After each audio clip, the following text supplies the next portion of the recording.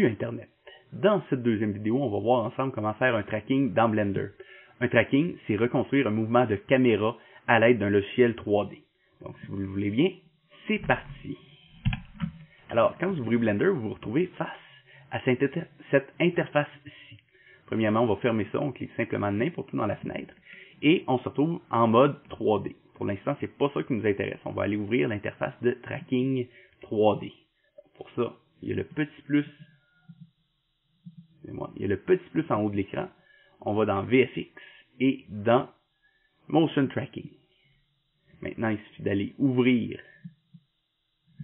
notre séquence que l'on a dédistorsionnée dans la dernière vidéo, pardon.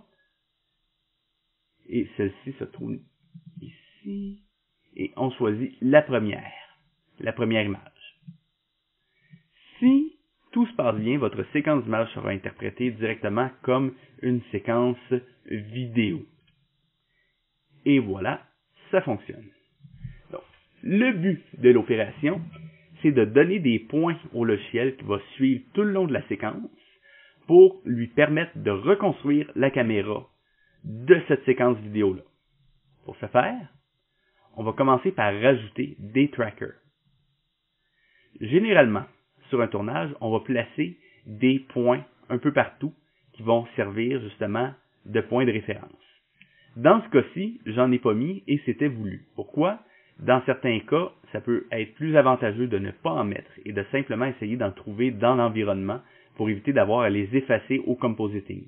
Ça sauve une étape. Mais ça peut rendre des fois le tracking beaucoup plus difficile et comme c'est un exercice, mon but était de la rendre moindrement un peu plus intéressante. Donc, dans ce cas-ci, on va essayer de trouver des points qui sont contrastés et très faciles à voir. Donc, j'essaye d'en trouver rapidement. Ah, tiens. Ici, il y a deux espèces de fentes qui se rejoignent au milieu. Ça devrait être intéressant. Donc, on va rajouter un tracker ici. On appuie sur Add, juste ici. Et on clique à cet endroit-là. Et voilà.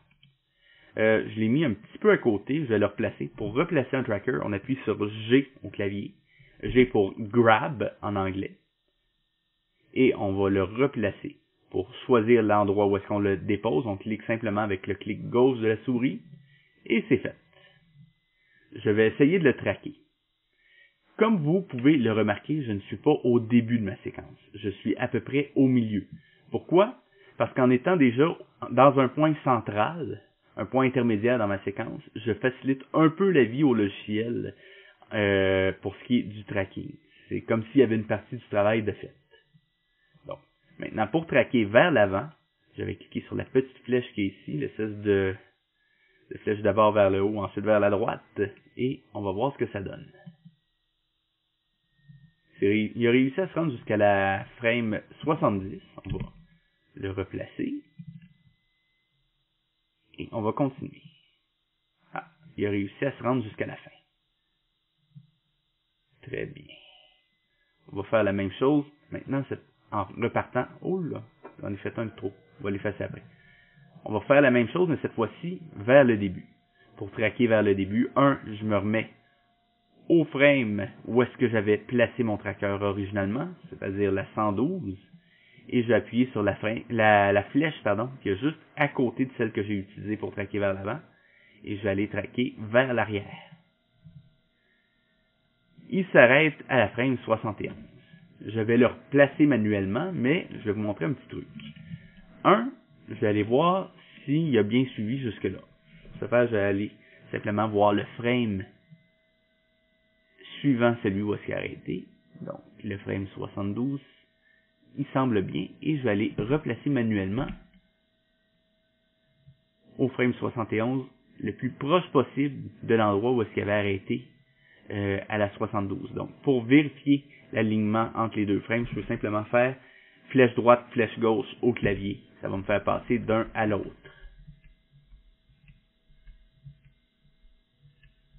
Pas de l'air exactement au même endroit. Je vais essayer de le replacer un petit peu plus précisément. Ça me semble bien. Maintenant qu'il est placé, je vais relancer le tracking vers l'arrière. On va voir jusqu'où il se rend, jusqu'à la frame 28. Est-ce qu'il a suivi? Oui, il a bien suivi. On va essayer de le replacer au même endroit. Pas exact. On va zoomer un petit peu.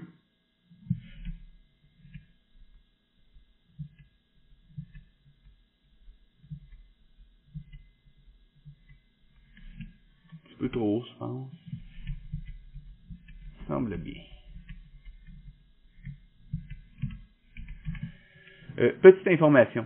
Pour la navigation dans cette petite interface-là, je précise, c'est avec le bouton central de la souris. Donc, la molette, en la roulant vers le haut, je zoom in et vers le bas, je zoom out. Pour me déplacer latéralement, je clique sur la molette, sur le bouton du centre de la souris, et je peux maintenant me déplacer. Donc, je relance le tracking vers le début. Et je me suis rendu jusqu'au début de ma séquence, ce qui est bon. Maintenant, par accident, j'ai créé un tracker de trop. On va simplement aller le sélectionner en cliquant gauche dessus et en appuyant sur Delete au clavier, supprimer pour ceux qui ont un clavier francophone. Et voilà. Est-ce que j'ai terminé? Oh que non. Cette petite opération que j'ai faite avec un point dans mon image, je dois la refaire quelques fois de plus. Combien? Au moins une douzaine de fois. Ça peut être long et je vais pas vous faire endurer le fait de placer chacun des trackers avec moi. Je vais vous laisser le faire de votre côté. De mon côté, je l'ai déjà faite. Et j'ai une scène qui est prête à être utilisée. Mais d'abord, je vais juste vous montrer un dernier truc qui peut vous être utile. Dans certains cas, les trackers vont être un petit peu capricieux. Parce que la zone de recherche est trop petite. La zone de recherche, c'est le carré qu'il y a ici. Qu'est-ce que c'est? Eh bien, c'est le motif que le logiciel va rechercher dans chaque photogramme pour essayer de replacer le tracker au même endroit. On peut, au besoin, l'agrandir si on veut avoir un tracking plus précis. Donc, si je prends l'exemple de cette deuxième fente ici, Add, ici, je peux agrandir mon tracker en appuyant sur S pour l'agrandir. Et maintenant, si j'appuie sur Tracking pour traquer vers l'avant, eh bien, je vais avoir un tracking qui va être peut-être un peu plus précis. Encore une fois, ça ne l'empêche pas d'arrêter, mais faites quand même attention parce que si vous le mettez trop grand, eh bien, vous allez beaucoup ralentir le logiciel. Démonstration. Oh. C'est peut-être pas assez visible. Je vais le repartir dans l'autre sens. Voilà. Très grand et je le repars. Comme vous voyez, cette fois-ci, il est beaucoup plus lent que dans l'autre direction. Donc, maintenant que ça c'est dit, on va passer maintenant aux étapes suivantes. Quelques secondes pour que vous ayez le temps de mettre la vidéo en pause, le temps de faire vos 12 trackers minimum. Très bien. Maintenant que vous avez également placé vos 12 trackers, on va voir les étapes suivantes. Jusqu'à présent, on était dans l'onglet Track. On va passer maintenant à l'onglet Solve. On va faire quelques modifications aux paramètres. Je ne vais pas les expliquer parce que le but, c'est quand même de donner une technique rapide et facile à mes étudiants. Mais vous pouvez trouver très facilement que signifient ces options dans l'aide de Blender au besoin. Donc, premièrement, on va dire au logiciel de s'occuper tout seul de trouver les keyframes. Pour ça, on clique dans l'onglet Keyframe et ça lui laisse le champ libre. Deuxième étape, on a un choix d'options de raffinement. Pour ce raffinement-là, on va choisir, non pas Nothing, mais on va choisir Focal Length. On aurait pu aussi choisir avec de la distorsion, mais on a déjà enlevé la distorsion. On n'a pas besoin de lui dire de prendre en compte la distorsion. Donc, on enlève la Focal Length, on choisit la Focal Length, et on est maintenant prêt à faire le Camera Solving. Solve Camera Motion, et c'est parti. On va avoir le taux d'erreur de notre solution qui va s'afficher ici. On essaye de viser quelque chose en bas de 1. En ce moment, je suis au-dessus de 1, ça m'agace un peu. On va essayer de corriger ça. Quand je disais qu'il fallait avoir au minimum 12 trackers, c'est pour ça qu'ici, j'en ai plus que 12. On va essayer de trouver lesquels sont problématiques dans mes... je crois que j'en avais peut-être une quinzaine, 14 je pense, qu'importe. Pour faire ça, vous allez aller dans Clip Display et vous assurer que Info est sélectionné. Et maintenant que c'est sélectionné, vous pouvez cliquer et glisser ou sélectionner manuellement chacun de vos trackers ou faire A au clavier pour tous les sélectionner d'un coup. Et vous allez avoir leur taux d'erreur respectif qui va s'afficher. 9, c'est bien. 0.9, pardon, 0.5, c'est très bien. 0.9, ça passe. 0.913, ça passe. 0.6, c'est très bien. Oh là là, celui-ci est un peu haut. 2.082, c'est trop haut, je le prends en note. Celui-ci, oh là là, 3 en taux d'erreur. Je crois que j'ai trouvé 2 trackers assez problématiques dans ma scène. Je vais donc faire quelques CTRL Z pour enlever mon caméra solving. Ce sera pas très long. Ah, voilà, c'est fait. Et je vais simplement supprimer mes 2 trackers problématiques. Encore une fois, pour supprimer un tracker, je le sélectionne avec le clic gauche et j'appuie sur Delete au clavier. Delete track. Et c'est fait. Un autre. Et voilà. On va voir si ça a amélioré la qualité de mon tracking. Donc, Solve caméra, je m'assure encore que keyframe et focal length sont sélectionnés et non pas électionnés. Taux d'erreur 0.74, c'est ma foi très bien. Est-ce que c'est terminé? Oh que non, pas encore. On va commencer par donner quelques informations supplémentaires au logiciel. Comme quoi? Lui dire où se trouve le sol. Parce que ça peut sembler con, mais lui, il ne sait pas dans tout ça qu'est-ce qui est un sol, qu'est-ce qui est un mur. On va l'aider un petit peu. On va sélectionner 3 trackers, 1, 2, 3, qui sont à plat sur le sol. Et ensuite, on va cliquer sur Floor.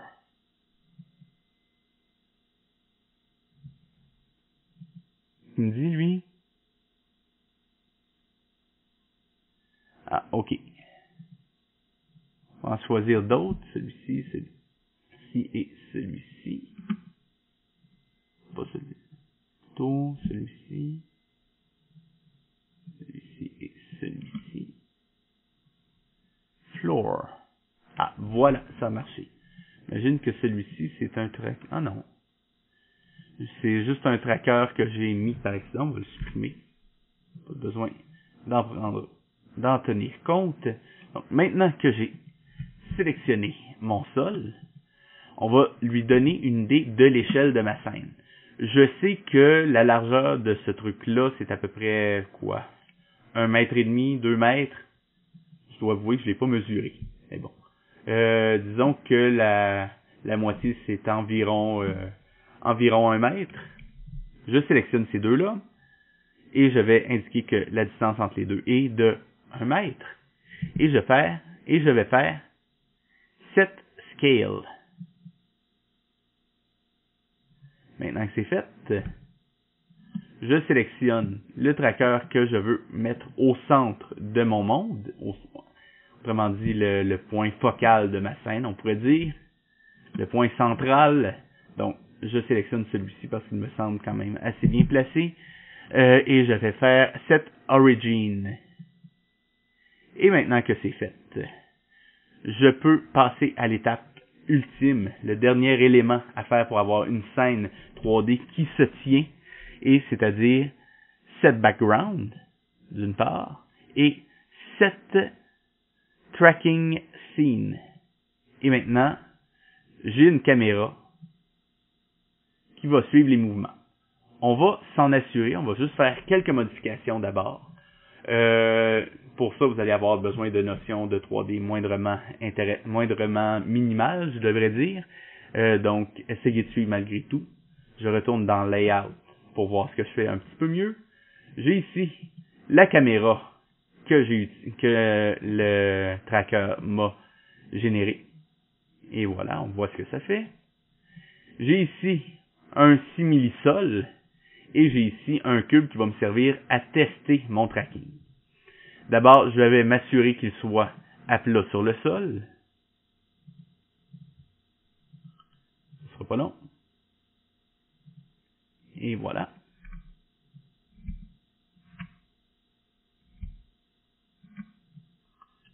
Petite seconde, je sais pas si... Non, ah oui, voilà. Donc, il est maintenant à plat sur le sol. Il est peut-être un petit peu trop collé sur ma caméra et un petit peu gros. Je vais le rétrécir par la même occasion. Voilà. C'est ce que je voulais. Et voilà. Je le rééloigne un petit peu de ma caméra. Je vais vraiment garder le magnétisme. Et je supprime le sol parce que j'en ai pas de besoin. Je retourne en motion tracking.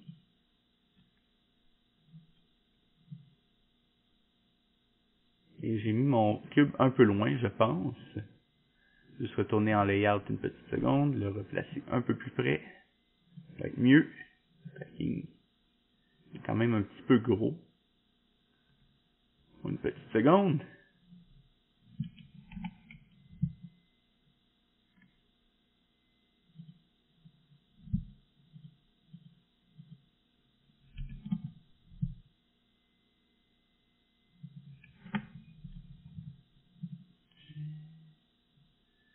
Ce sera pas long, cette origine, tout ça, voilà. Non, ça va être plus facile. Voilà. Je retourne en motion tracking. Hein? On a maintenant un colis sur la porte. Je vais agrandir un petit peu cette zone-là, voilà. Voilà. Et on va regarder ce que ça donne.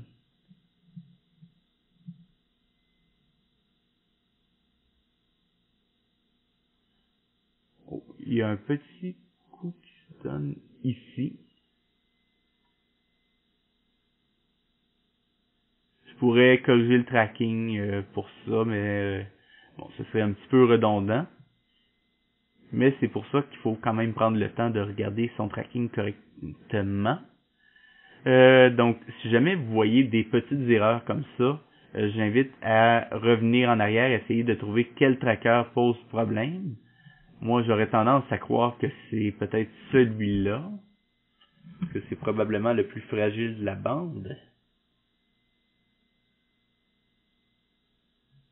Quoique, attendez une seconde. Je vais essayer de vous donner un petit coup de main si jamais ça vous arrive. Très souvent, quand on a un coup qui se donne comme ça, c'est à cause d'une clé d'animation qu'on a placée, donc un endroit où est-ce qu'on a replacé manuellement un tracker. Et voilà. Donc, c'est ce frame-là. On essaye de trouver un endroit où est-ce qu'il y a une frame d'animation qui tombe exactement à cet endroit-là.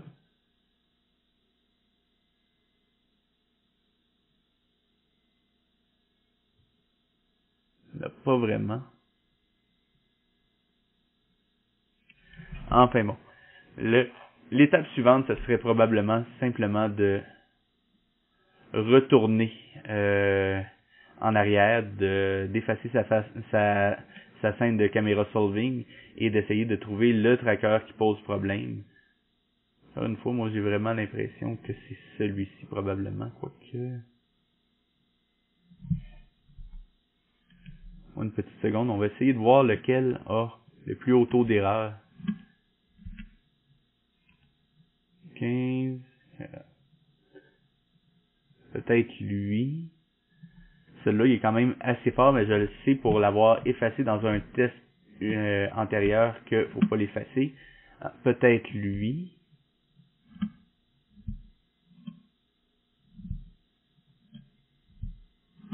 Moi, j'irais probablement avec lui. D'ailleurs, savez-vous quoi? On va tenter le coup, tiens. On va effacer ça, voir. Il faut revenir en arrière. C'est plus simple que ça.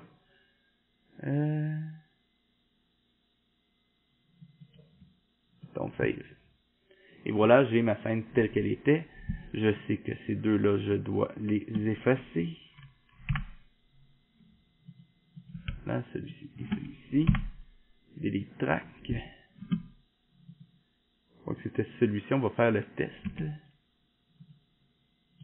Sauve caméra.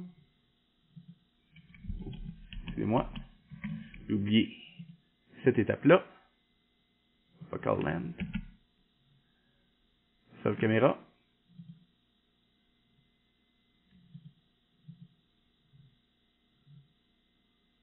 Celui-ci est effectivement assez haut.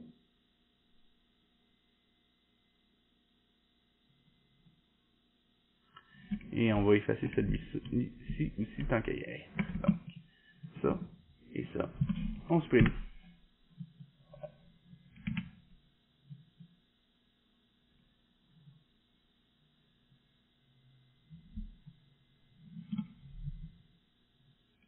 Celui-ci est redevenu plus bas, c'est une très bonne chose. J'ai pas effacé le bon. Oula. Donne-moi une petite seconde. C'est celui-ci et celui-ci. Et ça, je l'efface en même temps. Supprimer.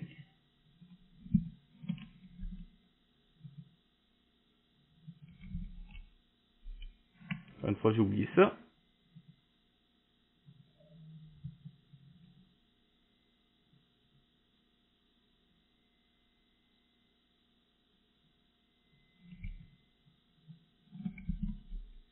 J'efface ce tracker-là aussi que j'avais oublié. Sauve caméra.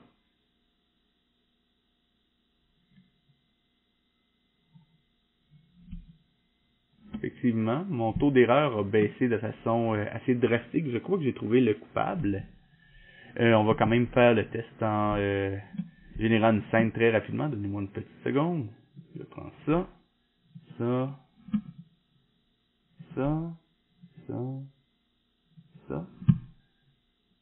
Floor.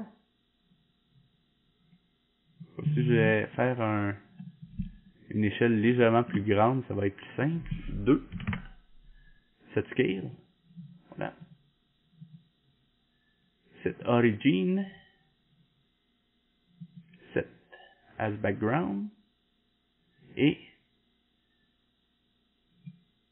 set tracking scene. Donc, maintenant, juste corriger quelques éléments. Ceci. Voilà.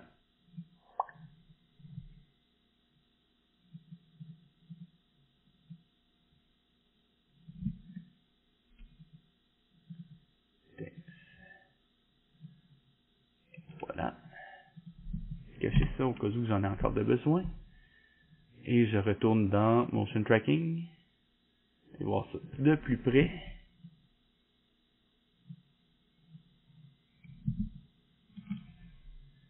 Voyons voir ce que ça donne.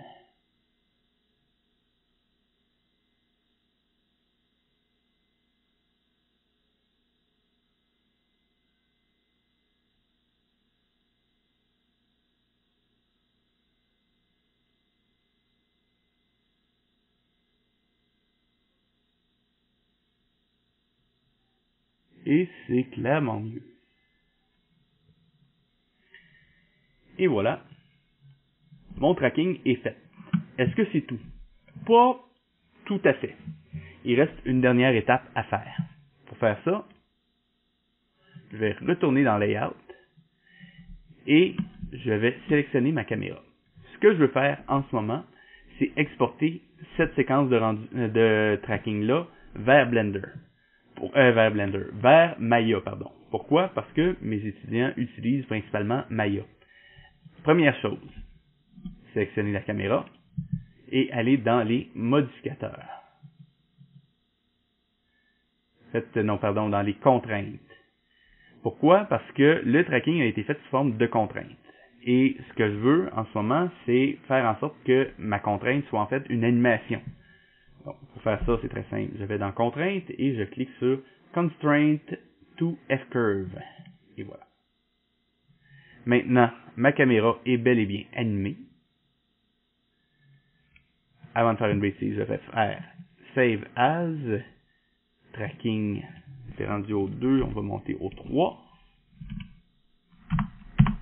Et voilà. et j'exporte le tout en FBX. J'ai pas besoin des empty. J'ai besoin des empty. J'ai besoin de la caméra. J'ai pas besoin de la lampe. On va garder le cube parce que ça peut être utile. Et pour le reste, pas de besoin. Quoique, une seconde. Je vais aussi garder le sol. Ça peut être utile. Donc, caméra, sol. Juste une petite seconde. Oui, c'est ça. Bon. File. Export. FBX. Empty. Caméra. Mesh. Et ça devrait être bon. Je l'appelle tracking V01. Export FBX. Évidemment, on peut avoir à jouer avec le scale, mais dans l'ensemble, ça devrait fonctionner assez bien. Et ça termine cette deuxième vidéo sur le monde palpitant du tracking. Dans la prochaine vidéo, on va voir comment faire un rendu en séquence et en passe. Si vous avez aimé la vidéo, je vous invite à liker, partager et si vous avez des questions ou des commentaires, laissez-les en bas. Ça va me faire plaisir de les lire et éventuellement d'y répondre. À la prochaine.